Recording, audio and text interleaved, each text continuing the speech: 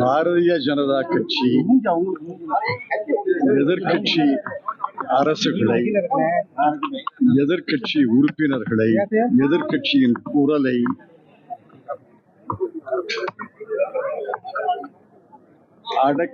அடக்க வேண்டும் என்று முயற்சி. நாடாளுமன்றத்திலையும் பேசப்படுவது கிடையாது. அதே போல நிதி ஆயோக் கூட்டத்திலையும் பேச விடுவது கிடையாது. ஏதாவது பேசினா வழக்கு போடுவது, இதெல்லாம் எதிர்கட்சிகளை ஒடுக்க வேண்டும், எதிர்கட்சிகள் குரலை ஒடுக்க வேண்டும் என்பதற்காக. ஒரு முதலமைச்சர் 5 நிமிஷம் பேசியிருக்காரு, இன்னும் 10 நிமிஷம் பேசணும்னு விரும்பினா ஏன் அனுமதிக்க கூடாது? ஐக்கிய முற்போக்கு கூட்டணி ஆட்சி காலத்துல நேஷனல் டெவலப்மெண்ட் கவுன்சில் மீட்டிங்கை நடத்திருக்கோம், இன்டர் ஸ்டேட் கவுன்சில் மீட்டிங்கை நடத்தியிருக்கோம். அதுல குஜராத் முதலமைச்சராக இருந்த நரேந்திர மோடி அவர்கள் வருவார். எனக்கு இன்னும் அந்த சித்திரம் பளிச்சுன்னு நினைவில் இருக்கு. விஞ்ஞான் பவன்ல அவர் முன் வரிசையில அந்த ஒரு வலது பக்கம் ஓரத்துல உட்கார்ந்துருப்பாரு. அவருக்கு மைக்கு தரும்போது அவர் 20 நிமிஷம், 15 நிமிடம், 20 நிமிஷம், 25 நிமிஷம் உரையாற்றி இருக்கிறார். எனக்கு பூரணமாக நினைவிருக்கிறது. அவரை யாரும் குறுக்கிடல, நிறுத்தன்னு சொல்லல. எதிர்கட்சி முதலமைச்சர் பேசினா 5 நிமிஷம் பேசினான்னு, 10 நிமிஷம் பேசினான்னு, 15 நிமிஷம் பேசினான்னு, அது கண்டிக்கத்தக்கது. எதிர்கட்சிகளை ஒடுக்கும் பழக்கம் பாரதிய ஜனதா கட்சி இன்னும் விடல அப்படிங்கிறது தெளிவாக சும்மா ஒரு மேலோட்டமாக எந்த ஒரு பேசிஸும் இல்லாம வைக்கின்ற குற்றச்சாட்டு. எந்த திட்டத்தில, எந்த தருணத்தில தமிழ்நாடு அரசாங்கம் ஒத்துழைக்கவில்லை என்று அவர் பட்டியலிட வேண்டும். தேர்தல் நேரத்தில் கூட அதான் சொன்னாங்க. மோடி அவர்கள் இங்கே பிரச்சாரத்துக்கு வரும்பொழுது கூட தமிழ்நாடு அரசாங்கம் எங்களோடு ஒத்துழைக்கவில்லை என்று மேலோட்டமாக சொன்னார். எந்த திட்டத்தில் ஒத்துழைக்கல? என்ன வகையில ஒத்துழைக்கல? எந்த வகையில ஒத்துழைக்கல? சும்மா மேலோட்டம் ஜவுளி பூங்காவுக்கு நிதி ஒதுக்கி இருக்காங்களா? நிதி ஒதுக்கி இவங்களுக்கு என்ன வகையில முட்டுக்கட்ட போடுறாங்க தெளிவா சொல்லணும். தெளிவாக சொன்னார்கள் என்றால் நிச்சயமாக தமிழ்நாடு அரசாங்கம் அதற்கு பதில் சொல்லி நம்புகிறேன். அண்ணாமலை சொல்றாரு, தமிழக அரசு வந்து மத்திய அரசு திட்டமா 2ஆம் தர குடிமக்களா பாக்குதுன்னு சொல்றாரு. 2ஆம் தர திட்டமா பாக்குதுன்னு சொல்றாரு. என்ன இருக்குன்னா எனக்கு தெரியல. அவர் தேர்தலுக்கு முன்பாக ஒண்ணு சொன்னாரு, தேர்தலுக்கு அப்புறம் ஒண்ணு சொல்றாரு, ஒன்னும் புரியல. அவர் என்ன எந்த இதெல்லாம் மேலோட்டமாக சொல்கின்ற விமர்சனங்கள். எந்த திட்டத்தை தமிழ்நாடு அரசாங்கம் அமல்படுத்தவில்லை என்பதை அவர் தெளிவாக சொல்ல வேண்டும்.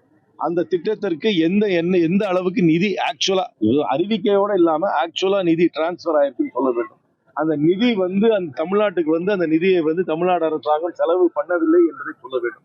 அப்படி ஆதாரத்தோடு அவர் சொன்னார் என்றால், புள்ளிவரமா இருக்கணும்ல, கவர்மெண்ட் தான் அவங்க சொன்னார் என்றால் அதற்கு பதில் சொல்லலாம். தமிழ்நாடு பட்ஜெட் சொல்றாங்க. ஆனா கடந்த காங்கிரஸ் திமுக கூட்டணியில 5 முறை தமிழ்நாடு பெயரை இடம்பெறாம இருந்துச்சு அப்படின்ற மாதிரி அண்ணாமலை பேர் சொல்றாங்களா, பேர் சொல்லல சர்ச்சைக்கு நான் போக விரும்பல. நான் 2-3 உதாரணம் மட்டும் சொல்றேன்.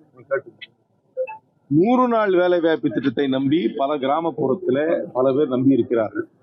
ஆனா இவர்கள் என்ன செய்கிறார்கள்? 100 நாள் ஒரு நபருக்கு வேலை கொடுக்காமல் ஒரு குடும்பத்துக்கு 100 நாள் கொடுக்கிறார். அதற்கு மேலாக 60 வயதுக்கு மேலே இருப்பவர்களை டிஸ்கரேஜ் பண்றாங்க. அவங்க வராதீங்க 100 நாள் வேலை வாய்ப்பு திட்டத்துக்கு சொல்றாங்க. இரண்டாவது, நாங்கள் ஊதியத்தை கூட்டி கொடுக்க வேண்டும் என்று சொல்லி இருக்கிறோம். ஊதியத்தை கூட்டி கொடுக்கவில்லை. எங்களுடைய தேர்தல் அறிக்கையிலே நாங்கள் 400 ரூபாய் கூட்டி கொடுக்க வேண்டும் என்று சொல்றோம், அவங்க கூட்டி கொடுக்கணும். இரண்டாவது, இந்த ஆண்டு அவங்க நிதி ஒதுக்குறது நீங்க பாத்தீங்கன்னா 100 நாள் வேலை வாய்ப்பு திட்டத்துக்கு நிதி அதிகமாக ஒதுக்கவில்லை. கிராமப்புறத்துல அதிகமாக வேலை வாய்ப்பு இல்லாதவர்கள் இதைதான் நம்பி இருக்கிறார்கள். ஆனால் அதற்காக இவர்கள் நிதி அதிகமாக ஒதுக்கவில்லை. இரண்டாவது, கல்வி கடன் வாங்கினவர்கள் கோவிட் காலத்துல வேலை கிடைக்காமல் அந்த கல்வி கடனை கட்ட முடியாமல் தவிக்கின்றார்கள். அதற்காக நீங்கள் அதை தள்ளுபடி செய்ய வேண்டும் என்று கேட்டோம். அதையும் அவர்கள் தள்ளுபடி செய்யவில்லை. அதற்கப்புறம் இந்த மதிய உணவு திட்டத்திற்கும் காலை உணவு, தமிழ்நாட்டில் வெற்றிகரமாக காலை உணவு திட்டம், மதிய உணவு திட்டம் நடக்கிறது. அதற்கு ஆல் இந்தியா லெவல்ல நம்மளுடைய பட்னி பட்டியல்ல இந்தியா 110வது இடத்துல இருக்கு.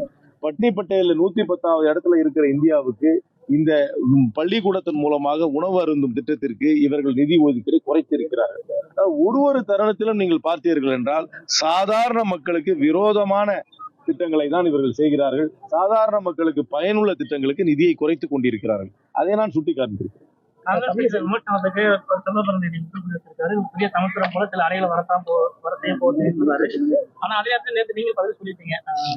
சொல்லிட்டேன்ல, சொல்லிட்டீங்க. நீங்க தானே நீங்க சரி. ரெண்டாவது, புதுக்கோட்டைக்காரங்க இந்த கேள்வியே கேட்கக்கூடாது. ஏன்னா நான் பேசும்போது நீங்க எல்லாரும் இருக்கீங்க, தெளிவுபடுத்தி நம்மள தெளிவுபடுத்தி. அவ்வளவுதான். ஆனா அவர் அதை கடந்து சொல்லும் போது நம்ம கட்சியோட சுதந்திரத்தோட நாட்டோட சுதந்திரத்தை பாதுகாக்க வேண்டிய அவசியம் இருக்கிறது. சொல்லும் போது எப்பவுமே கட்சியை விட நாடு முக்கியன்றதை நான் ஏத்துக்கிறேன். தமிழிசை சவுந்தரராஜன் வந்து துணை முதல்வர் போட்டியில வந்து தமிழிசை சவுந்தரராஜன் அவர்களுக்கு மீண்டும் ஆளுநர் பதவி கிடைக்கவில்லை என்ற செய்தியை கண்டு அதிர்ச்சி அடைந்தேன்.